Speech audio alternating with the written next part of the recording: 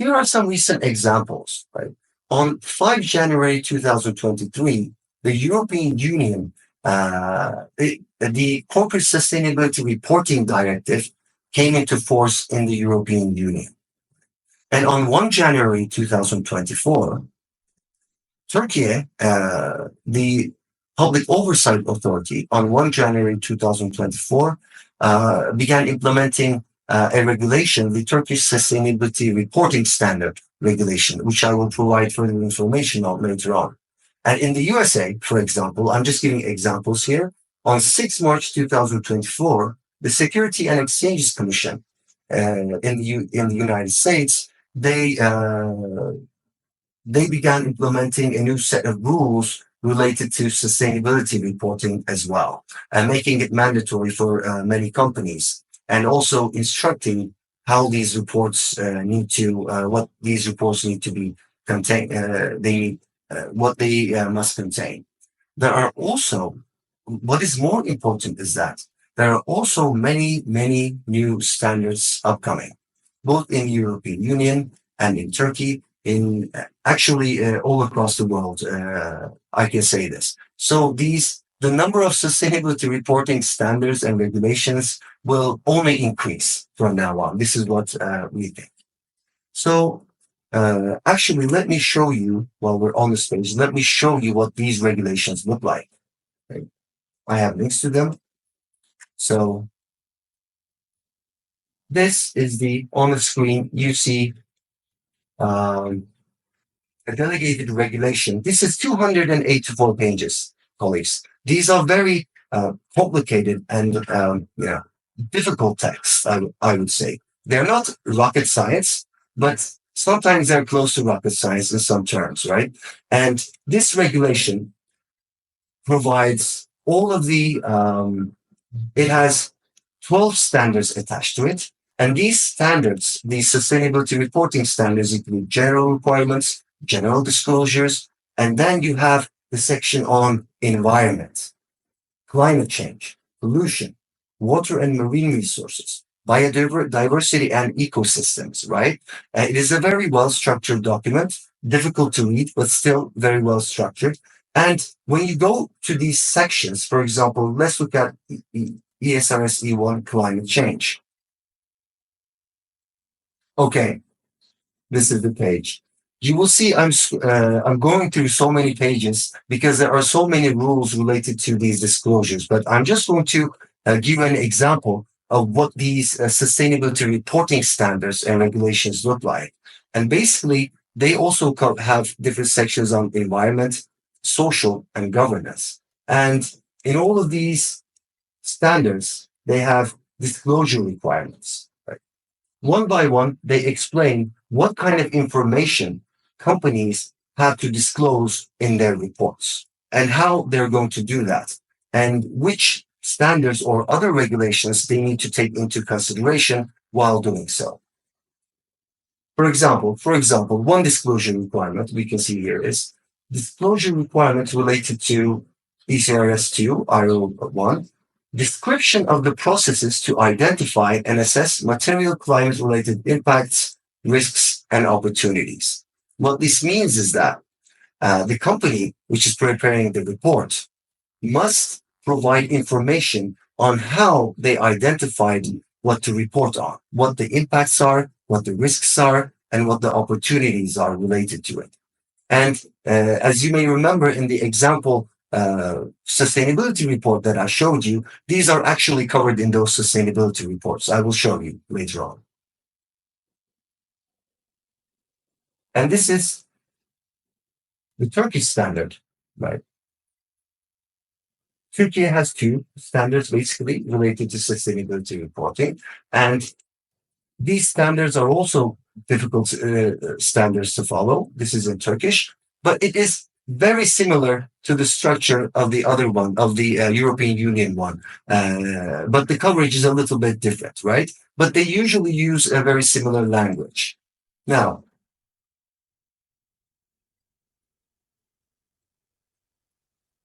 moving forward. So I want to speak a little bit about the common aspects of sustainability reporting standards. I want to underline how these frameworks and regulations may have different scopes, but that they also have similar languages and criteria, and there are many overlaps.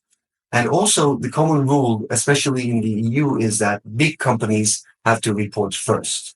This year, in 2024, big companies that are listed, big and listed companies, they have to report for this year. In 2025, they will produce the first report according to the Corporate Sustainability Reporting Directive in the European Union.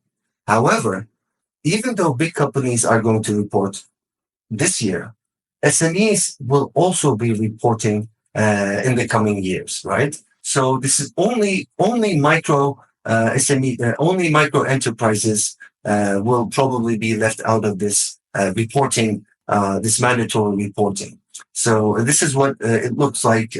This is what it seems to be going to happen in the coming years. At least we know that this is how it's going to happen in the European Union. All SMEs will have to report. Actually, that is where the difficulty comes from, because big companies, they do have the resources to produce such reports, but the small and medium-sized enterprises, they have significant difficulties in understanding how and why and whether they need to report. And also, I'm going to mention that reporting covers the whole value chain. This is important, especially for exporting countries and equal member states as well. So I mentioned different sustainability reporting frameworks and regulations. They may have different scopes. For example, the Turkish sustainability reporting regulations scope and the EU's is different. And in Turkey, we have two Turkish sustainability reporting standards focusing on financial and climate related information. These standards are based on IFRS standards. And recently, the Public Oversight Authority, which is responsible for adopting and implementing sustainability reporting standards in Turkey, they published 68 new sectoral standards as drafts for public review.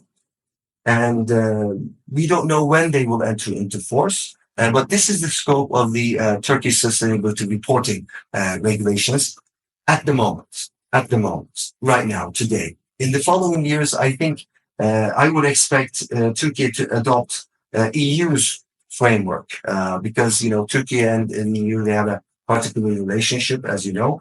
And but right now we are comparing scopes, right?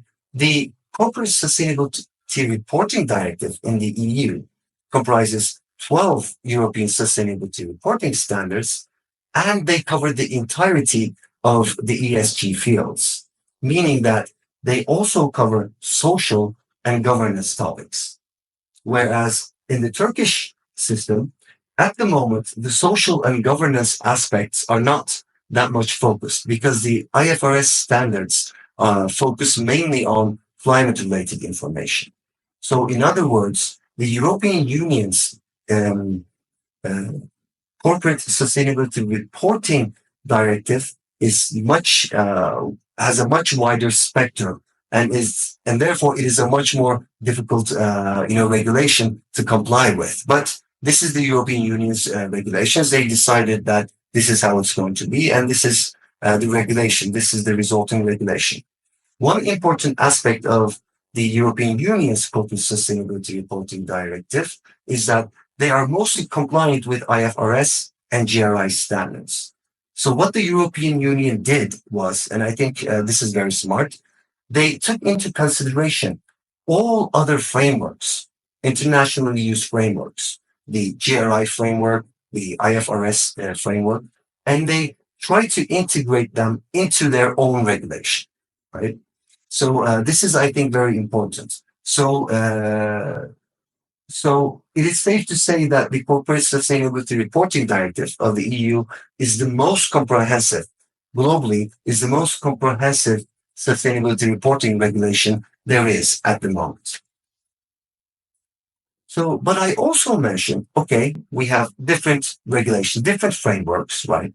And different scopes. But if there's a certain topic that these standards are, focusing on, regulating, they usually use the similar language and they have many overlaps as well. I'm just going to give you an example again from the Turkish sustainability reporting standard and EU's and the European Union's. On the screen, on the bottom side, you can see in English, there's a disclosure requirement, E16, about the gross scopes of total GHG emissions, carbon emissions. And it says that the undertaking shall disclose in metric tons of carbon dioxide equivalent its scope 1, scope 2, and scope 3 emissions. Above, you see the Turkish version. Of course, unless you're a colleague from Turkey, you would not understand. It says the same thing. It is the same thing. It is the same sentence. And in many cases, it is the translation of another standard. So this is an important aspect. So even if companies in your country, if they report according to IFRS, and another company in EU is reporting according to CSRD, you still use the same language and very similar, if not the same metrics. And then the other common aspect, usually common aspect for these sustainability reporting standards, I mean the regulations themselves, is that the rule is that the big companies report first, and then SMEs will report later in the coming years. And I'm speaking for 2024, right? The information, the sustainability information of 2024 of big companies need to be published in 2025. In Turkey, there are also in the European Union, the regulations, they set out the criteria applied, exactly which companies have to report, for which companies it is mandatory to report. And in the Turkish regulation, there are three criteria, right? The total, actives should be more than 500 million Turkish liras, and the annual turnover should be above 1 billion Turkish liras, and there should be, and the number of employees should be at least a minimum of 250. So and it says, if a company meets two of these three requirements, then yes, they have to report in 2025. For 2024, the report needs to come out in 2025, but the reporting period is 2024. So I can tell you that there's a lot of panic in Turkey, in many companies in Turkey, about how they can start, because they never produced these reports before, and they don't really know how to produce them, and it's not a very easy task. But this is the situation here in Turkey.